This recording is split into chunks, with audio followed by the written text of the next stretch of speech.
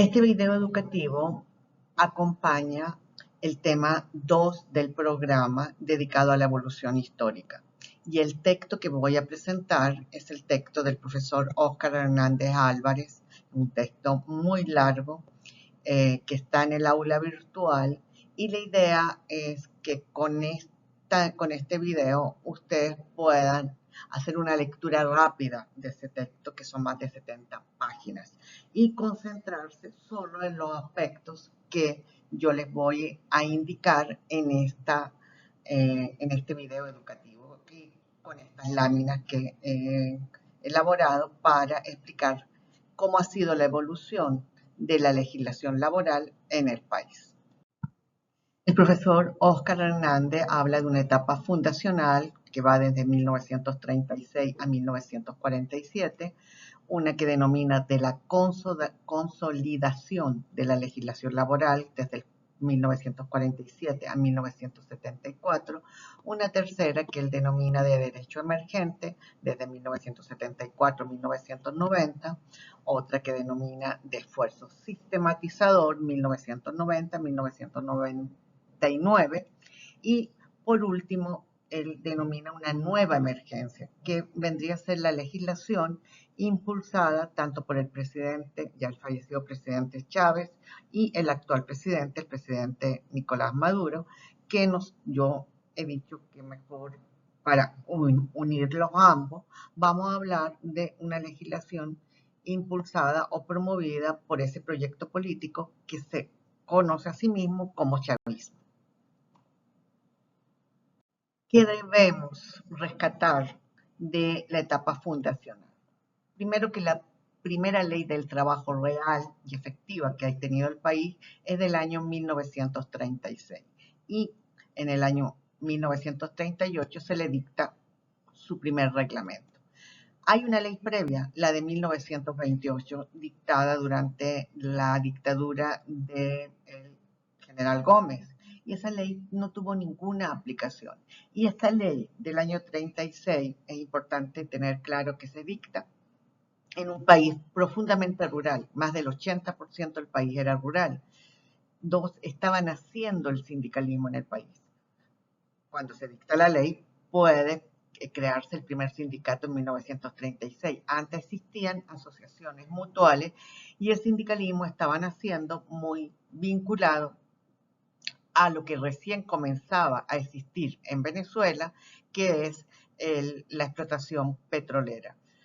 Y por último, la ley tiene como dos características. Establece buenos derechos laborales individuales vinculados a lo que vamos a ver más adelante, el contrato individual del trabajo, porque aparece la noción de salario mínimo, la noción de una jornada de trabajo, de un tipo de contrato, el contrato a tiempo indeterminado, y además se establecen indemnizaciones por despido injustificado.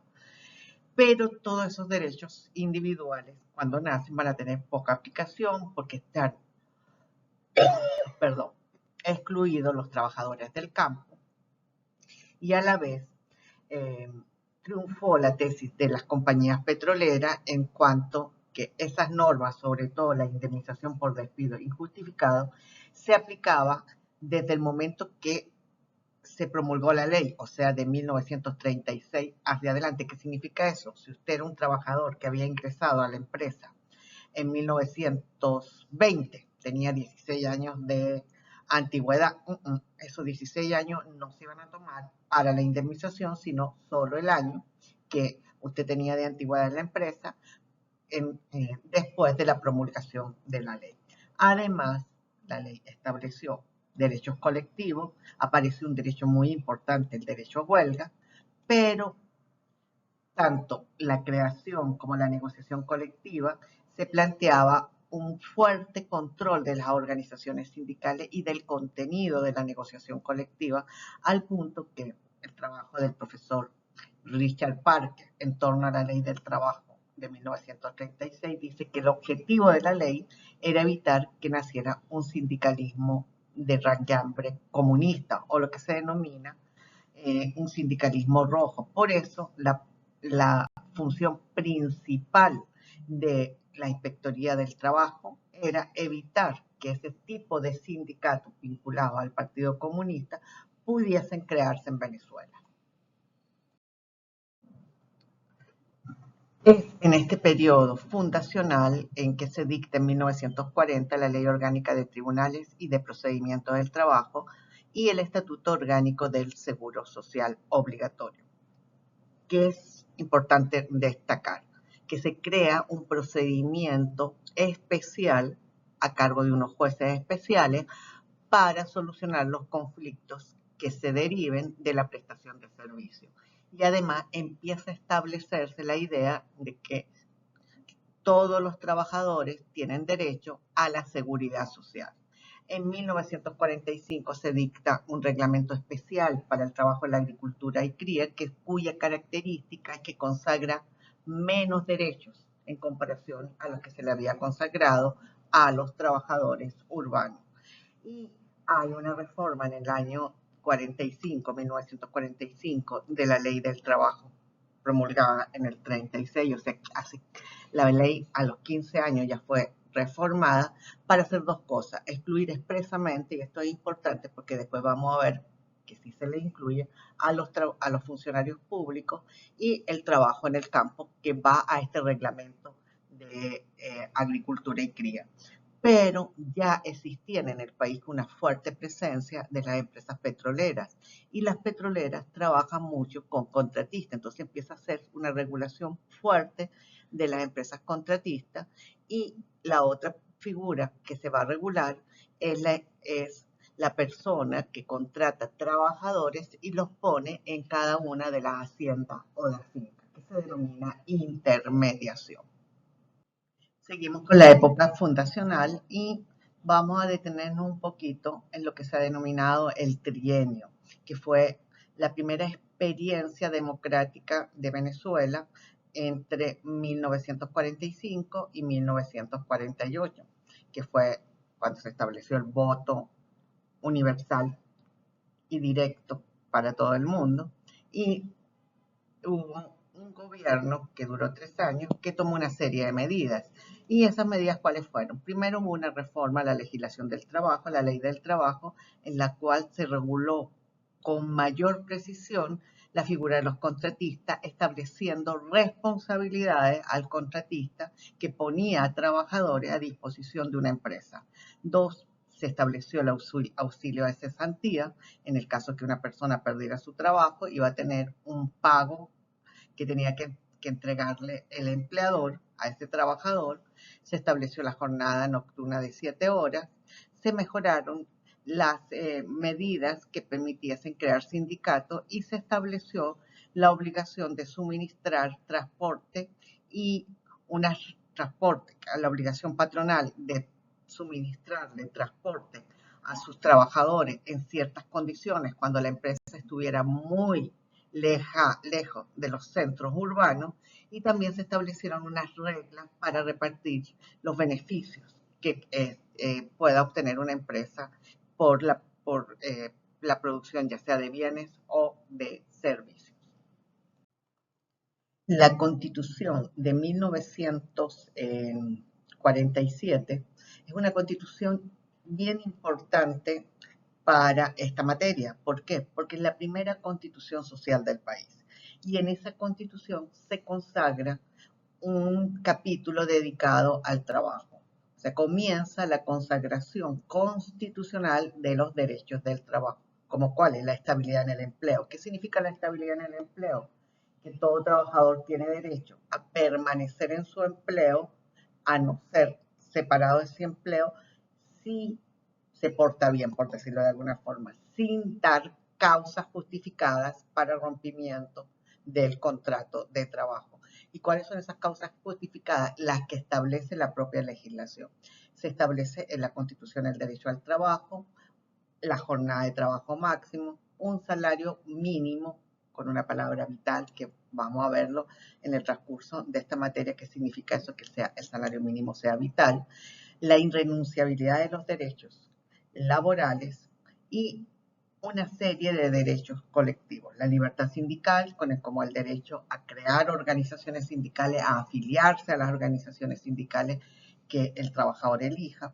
la cláusula sindical, que es el derecho que tiene el sindicato a presentarle una lista al empleador cuando se abra un nuevo puesto de trabajo.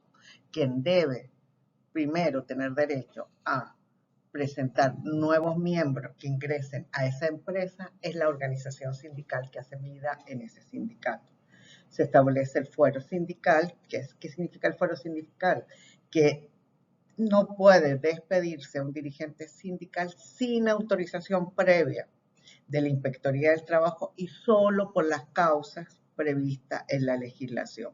Se establece el derecho a la negociación colectiva y el derecho a huelga. Entonces, la Constitución del 47 es un hito importantísimo en la evolución histórica de esta materia porque va a establecerse una serie de derechos de carácter laboral.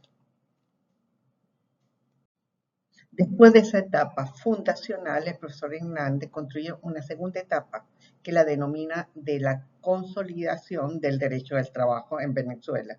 Y esa etapa va desde 1948 hasta 1974. ¿Y qué tenemos en esa etapa? Un decreto ley muy importante porque pretendió desarrollar un tipo de negociación colectiva, que la organización sindical no solo negociase con una empresa, que el sindicato negociase solo con una empresa o que hiciese una negociación con la empresa A, después con la empresa B o con la empresa C, sino sentar a todas las empresas de una rama de actividad, por ejemplo, que es uno de los que se conserva, construcción, con un sindicato que afilia a la mayoría de los trabajadores de la construcción. O sea, es el origen de lo que después se va a llamar reunión normativa laboral, que es el decreto ley 440. Ese decreto es del año 1958, naciendo el nuevo régimen democrático del país, porque acuérdense que nosotros tuvimos dictaduras hasta el año 36, gobierno semidemocrático hasta el 45, la primera vez que hay elecciones universales y directas en el 45, dictadura en el año 48 hasta el 58 y vuelta a la democracia en el año 58. Esa vuelta a la democracia significa la redacción de una nueva constitución que, si bien es cierto, no se autodefine a sí misma como una constitución social, la gran cantidad de derechos del trabajo y derechos sociales ha llevado a que la mayoría de la doctrina consideren que es una constitución social de derechos. Y en esa constitución se establecen bastantes derechos laborales, se establecen amplios derechos laborales, no solo la jornada, es, eh, salud ocupacional, aparece el tema ya de la seguridad social como un derecho universal que tienen todos los trabajadores. Después se dicta la ley de privilegio de los créditos de los trabajadores en el año 61, la ley que dice que las utilidades, o sea, los beneficios que reciben los trabajadores todos los años por la producción de la empresa son inembargables y además se dicta la ley que permite a los trabajadores elegir un representante en la dirección de los institutos autónomos, de las empresas del Estado y de la administración pública.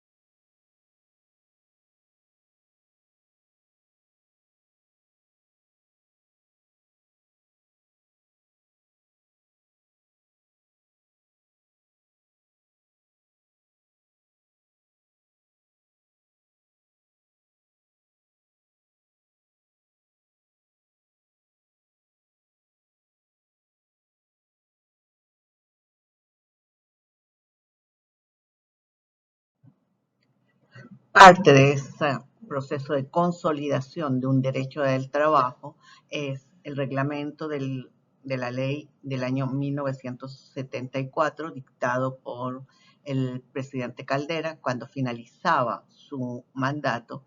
Y ese reglamento tiene importantes mejoras en los derechos individuales del trabajo, incorpora al reglamento las conquistas que se habían hecho a través de la negociación colectiva y algunas jurisprudenciales. Por ejemplo, ese reglamento deja claro que el trabajo a domicilio es un trabajo regulado por el derecho del trabajo, pero profundiza la intervención en la vida de las organizaciones sindicales y hace, hace que no tanto la creación de las organizaciones, pero sí el ejercicio del derecho a huelga se dificulte enormemente. Durante la vigencia de ese reglamento, hasta que las disposiciones fueron derogadas por una sentencia judicial que declaró que era nula porque había invadido potestades legales, no hubo huelgas legales en el país. Además, en ese periodo, el inicio del gobierno del presidente Carlos Andrés Pérez, el primer gobierno de Carlos Andrés Pérez, se hace una reforma legislativa a través de una ley habilitante, se dictan dos decretos que convierten la antigüedad, y se acuerdan que le había hablado de un auxilio de cesantía en caso de término de la relación de trabajo por causas no justificadas, ya sea despido injustificado o que el trabajador se retire por un retiro justificado por incumplimientos del empleador, es decir, cuando hay casos que el rompimiento de la relación de trabajo se efectúa por incumplimientos del empleador, había lo que se llamaba el auxilio de cesantía. Tanto el auxilio de cesantía como la antigüedad dejan de ser unas indemnizaciones y pasan que se iban a causar solo en caso de término de la relación por razones vinculadas a la acción del empleador, se convierten en derechos, en lo que se denominan derechos adquiridos. También se dicta la ley contra despidos injustificados, que va a limitar la posibilidad del empleador de terminar el contrato de trabajo, y se crean unas comisiones tripartitas que eran dependientes del Ministerio del Trabajo, las cuales tenían que funcionar bajo un mecanismo de solución del conflicto que era buscar la conciliación de las partes, y se estableció lo que se conoció durante muchos años como la doble, una fuerte indemnización en caso de despido injustificado. Además, se comienza a fijar el salario mínimo mediante decretos. Es el periodo en que hay decretos de salario mínimo y también hay, como lo vamos a ver, leyes que dicta el Congreso de aumento general de sueldos y salarios. La tercera etapa que el profesor Oscar Hernández denomina de derecho del trabajo emergente, reforma y disgregación, como que el derecho se expande, que va desde el 74 a 1990. Tenemos por un lado normas vinculadas a la formación profesional.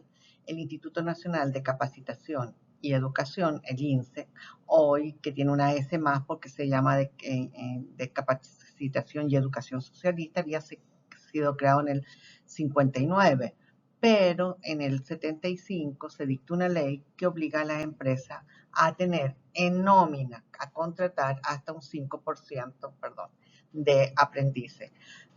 Después, en el año 84, en el gobierno del presidente Lucinche, se obliga a las empresas, por un decreto, a un aumento de la nómina en un 10%. Comienzan a aparecer los bonos de transporte a cargo del empleador, que el empleador tiene que pagarle una cantidad de dinero al trabajador para que pueda transportarse desde su casa hasta su sitio de trabajo, y se establece también la obligación de las empresas de tener comedores industriales.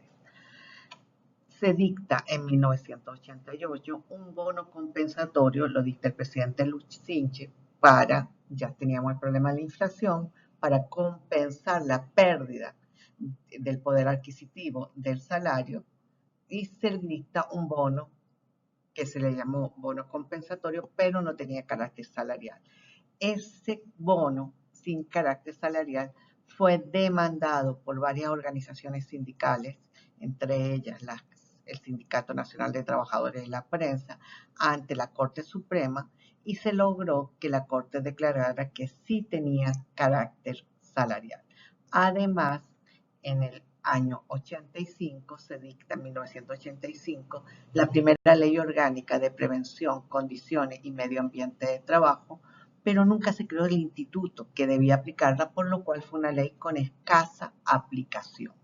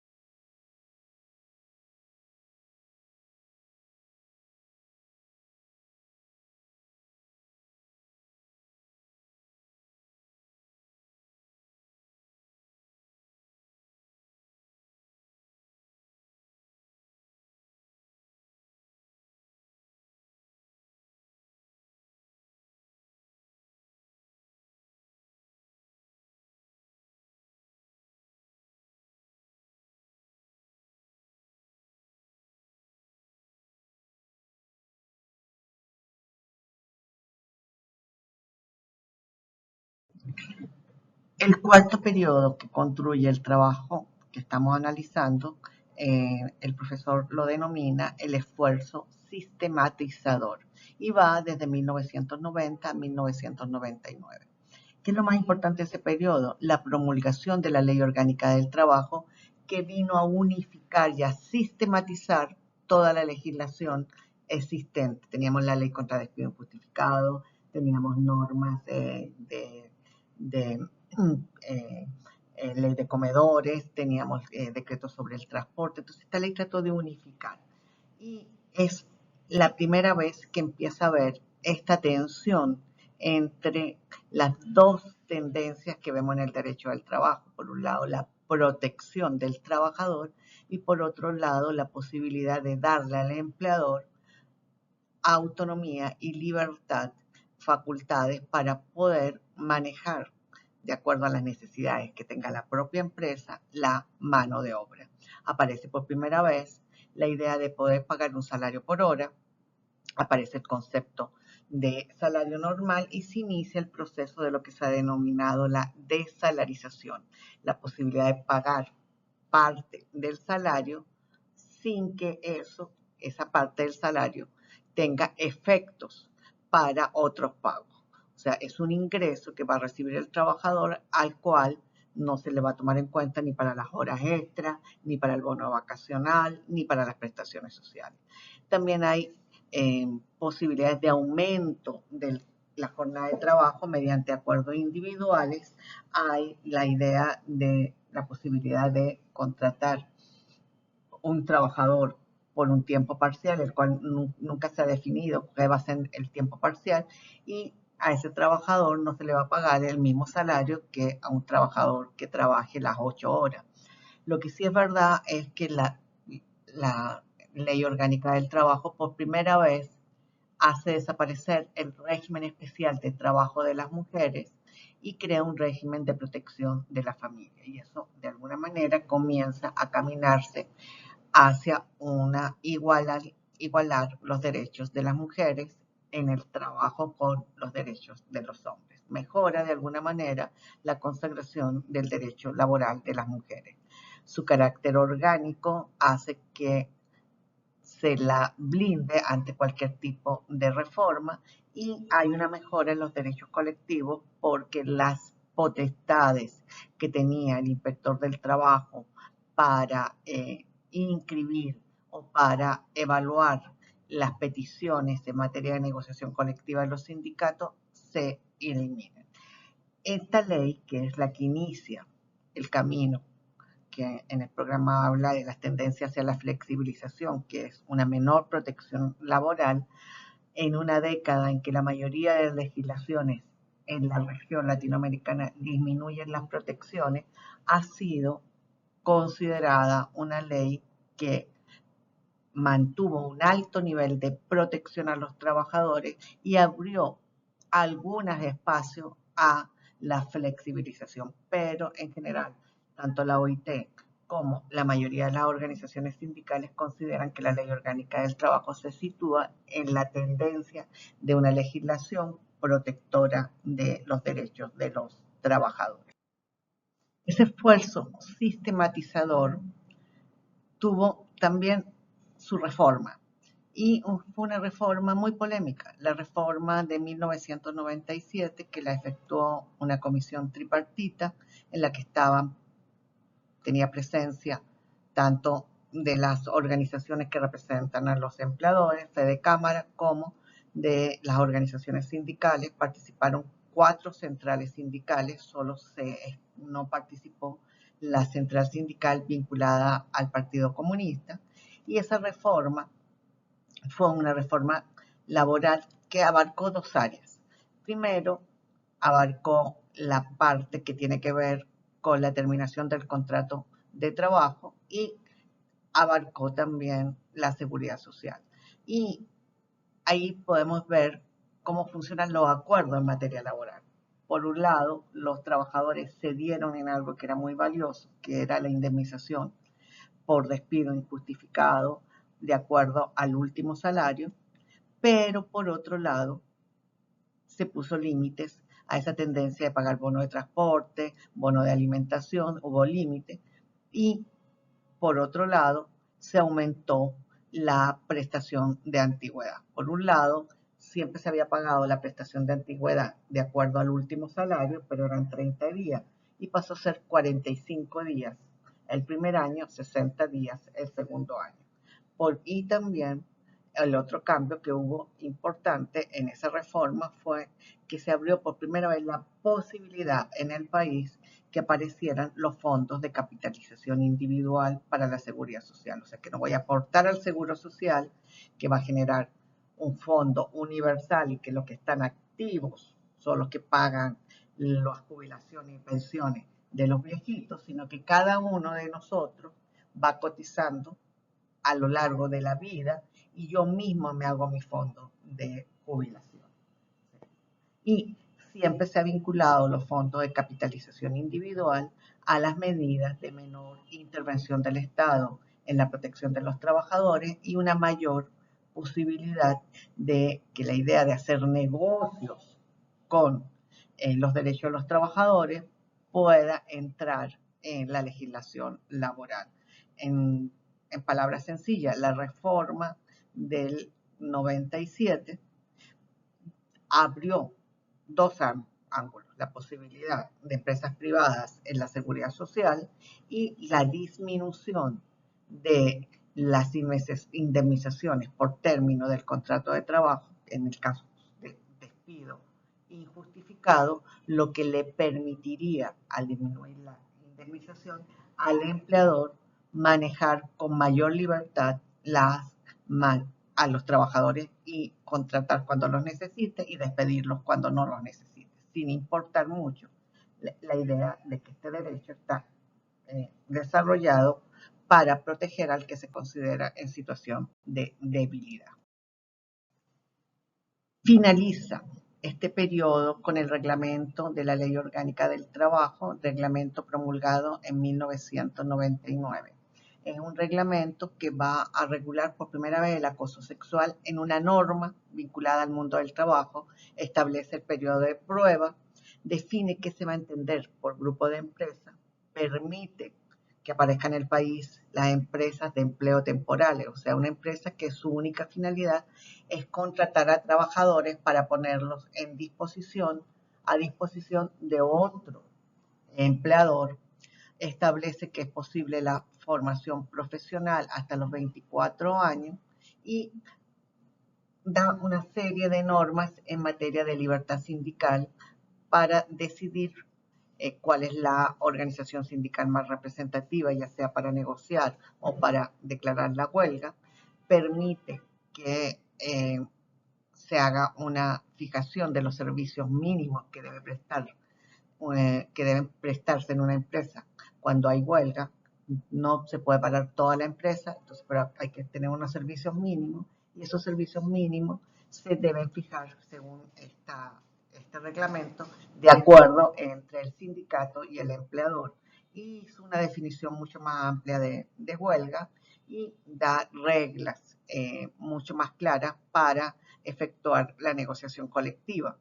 Además, queda claro, algo que ya sabíamos, que es que los servidores públicos, los empleados públicos tienen derecho a huelga. Se me había olvidado comentar eso. Una de las cosas importantes de la ley del trabajo de 1990, la ley orgánica del trabajo, es que estableció el derecho a negociación colectiva y huelga de los empleados públicos.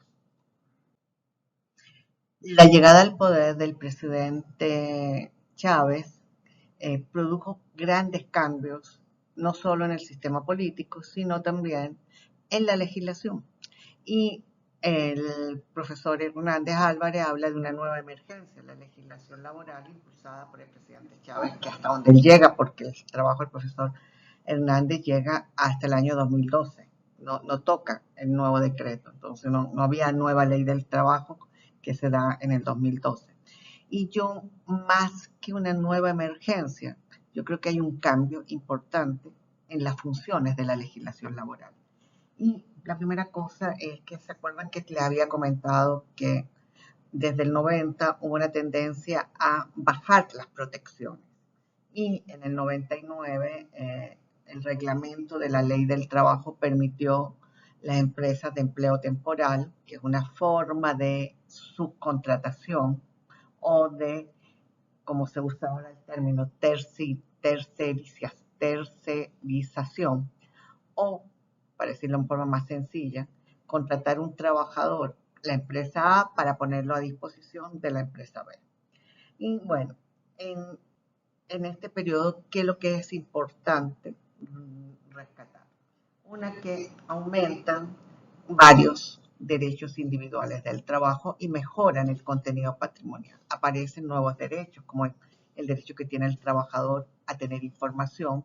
También queda como claro establecido que algunos derechos vinculados a la persona humana como persona también se ejercen en el trabajo. Libertad de información, libertad de expresión, en la no discriminación por razones de sexo o por preferencias sexuales o por razones políticas.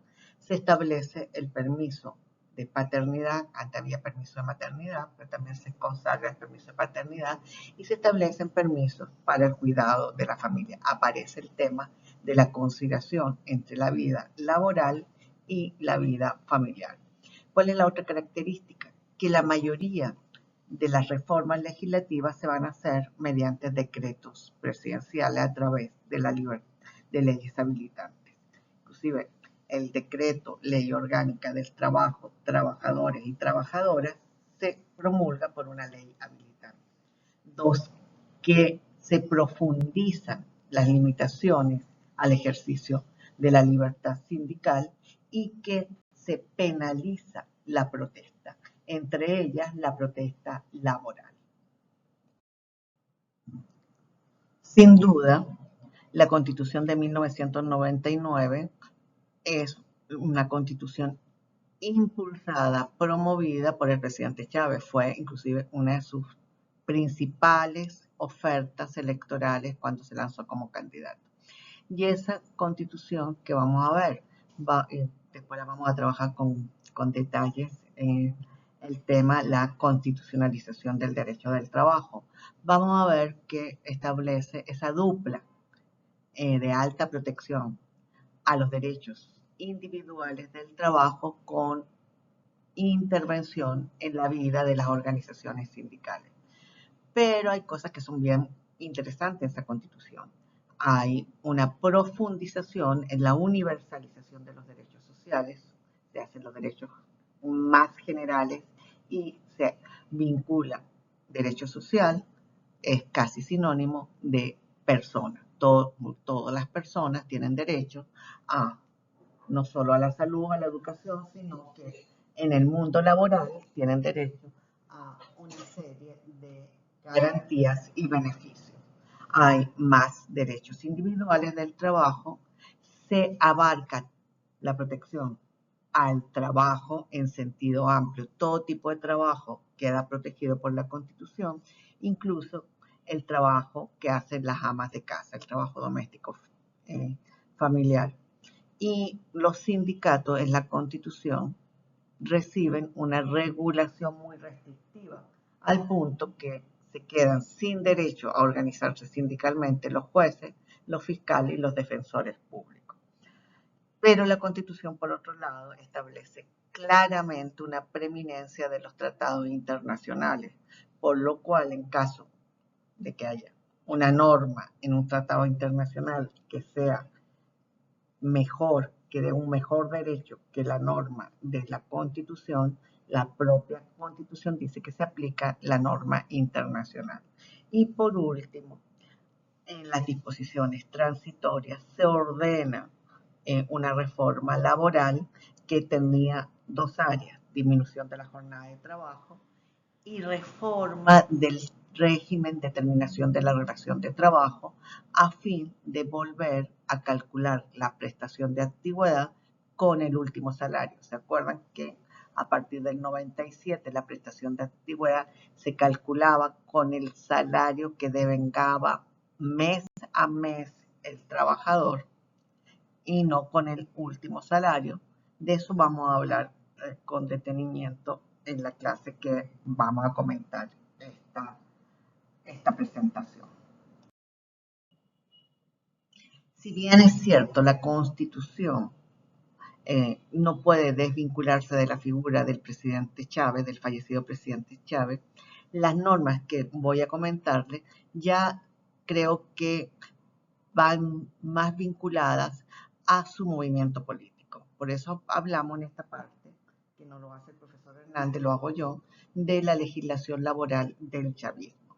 Y a partir del año 2002, producto del intento de derrocamiento el 11 de abril del presidente Chávez, se han decretado inamovilidades laborales. Al principio duraban 6 meses, después un año, y la última se vence en diciembre de este año, y era por 2 años. Se dicta una nueva ley de cooperativa en el 2001, en la cual se le quita la condición de trabajador asalariado a los miembros de la cooperativa. Se dicta un nuevo estatuto para la función pública en que se refuerza el régimen estatutario a los servidores públicos, una ley muy importante que la vamos a ver en algún momento, la Ley Orgánica del Sistema de Seguridad Social del 2002, que prohíbe prácticamente la posibilidad de los fondos de capitalización individual. Yo creo, perdón, ahí también se me había olvidado decirle, los fondos están prohibidos por la propia Constitución, porque le niega la posibilidad a la seguridad social de el carácter de lucro. Se dicta una nueva ley para los juicios, la Ley Orgánica Procesal del Trabajo, la Ley de Alimentación del año 2004, y ahora sí tenemos una Ley Orgánica de Prevención, Condición y Medio Ambiente del Trabajo. Habíamos tenido una en la década de los 80 que nunca se aplicó, pero esta que se va a dictar trae todas las medidas para que se cree el Instituto de Prevención, el ITSACEL, y la ley comienza a funcionar. En el 2006 se reforma el reglamento de la Ley Orgánica del Trabajo, de 1990, eliminándose la posibilidad de empresas de empleo temporal. Y por último se dicta la ley para personas con discapacidad. Parte de la legislación que se va a dictar en este periodo tiene que ver con el derecho de las mujeres. La ley orgánica sobre el derecho de las mujeres a una vida libre de violencia, que regula el acoso laboral y el acoso sexual en el trabajo. La ley de protección de la familia, la paternidad y maternidad, que es la primera que establece el permiso de paternidad. La ley de promoción y protección de la lactancia, el reglamento parcial de la LOPSIMAT, y en el 2012 se dicta una nueva ley del trabajo. se deroga la Ley Orgánica del Trabajo de 1990 y se dicta un decreto, el Decreto Ley Orgánica del Trabajo, Trabajadores y Trabajadoras.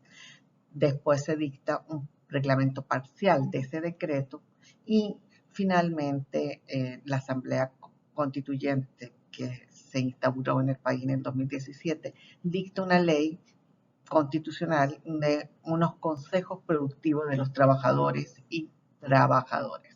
Adicionalmente, en este periodo que vamos a ver que los decretos de aumento del salario mínimo están congelados desde el año 2022. El salario mínimo sigue estando en 130 bolívares y se profundiza la tendencia a una serie de pagos no salariales. O sea, se profundiza lo que se denomina la bonificación del salario. Adicionalmente, en este periodo comienzan a dictarse una serie de leyes que criminalizan la actividad sindical. Una de ellas es la Ley Orgánica de Seguridad de la Nación, que prohíbe las huelgas en lo que se denomina zonas de seguridad y en las empresas básicas. El Código Penal del 2005, que refuerza una serie de sanciones como la instigación a delinquir, que terminan siendo aplicadas a dirigentes sindicales. Aparece una ley especial de defensa popular contra el acaparamiento, el boicot y cualquier otra conducta que afecte el consumo de alimentos o productos. Hay una ley de defensa de las personas en el acceso a bienes y servicios del 2010 y la ley de precios justos del 2014 que establece el delito de boicot, que está siendo aplicado para perseguir a la dirigencia sindical. Esta ley de precios justos deroga la ley del 2007 y la ley del 2010. Hemos llegado al eje central de lo cual va a ser nuestro estudio durante el decreto ley orgánica del trabajo, trabajadores y trabajadores del año 2012. Hay serios problemas de constitucionalidad de este decreto. ¿Por qué? Porque la Constitución, en su disposición transitoria cuarta, numeral 3, le ordenaba a la Asamblea Legislativa que en el primer año de funcionamiento, o sea, estamos hablando que la Constitución es del 99, bueno, se promulgó el 2000, o sea, en ese primer año que se eligió una nueva Asamblea Legislativa, la Asamblea desde el momento que se instalaba tenía un año para dictar una ley del trabajo que abarcará dos temas, disminución de la jornada y volver al régimen de recálculo de la prestación de antigüedad. Entonces, y en cambio este decreto se ha dictado por una ley habilitante. Y una ley habilitante que nombró una comisión presidencial en la cual lamentablemente no hubo presencia de todos los actores sociales. Estuvieron ausentes Fede Cámara, casi todas las centrales sindicales, excepto en ese momento, todas excepto la central sindical que había creado en el 2011 el presidente Chávez, la central bolivariana, no tuvo presencia esa comisión de partidos de oposición y tampoco hubo presencia de profesores vinculados a las universidades. Solo hubo algunos profesores que eran afectos al gobierno. Y no hubo una discusión del contenido. El texto termina conociéndose cuando se publica en la Gaceta Oficial. Bueno, este va a ser un paseo muy rápido por todos los problemas que tiene este decreto ley. Esto no está en el texto del profesor Hernández porque él no llega al momento, su texto es anterior a la promulgación de este decreto ley. ¿Qué es lo primero que vemos? Que hay unas nuevas figuras jurídicas. Ya no se habla de empresa, sino de entidad de trabajo. 2.